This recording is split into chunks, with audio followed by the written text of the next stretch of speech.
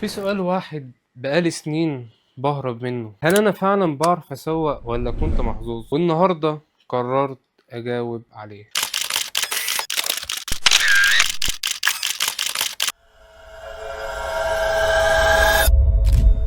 أنا محمد شردي بقالي سنين بشتغل في التسويق، واشتغلت مع براندات ومشاريع مختلفة، وفي ناس كتير كانت بتقولي واضح إنك شاطر في التسويق، لكن عمري ما سألت نفسي السؤال ده بجد. هل أنا فعلا بعرف أسوق، ولا النجاح اللي حصل كان بسبب البراند، ولا بسبب المنتج، ولا كان بسبب العميل؟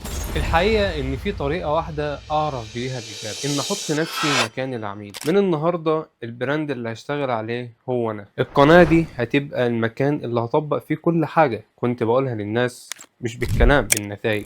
أشارككم الفيديوهات اللي هتنجح واللي هتفشل، والأرقام زي ما هي من غير تجميل. ولو اكتشفت إني كنت غلط هقول إني كنت غلط، ولو نجحت يبقى كل درس هشاركه بعد كده هيكون نتائج عن تجربة مش مجرد كلام. يمكن بعد سنة أرجع للفيديو ده وأضحك على أول يوم، ويمكن أكتشف إن الطريق أصعب بكتير مما كنت متخيل، لكن في الحالتين الرحلة هتكون حقيقية. لو حابب تشوف هل هقدر أثبت لنفسي قبل أي حد إني بعرف أسوق، فاعمل لي سبسكرايب ويلا نبدأ. سلام.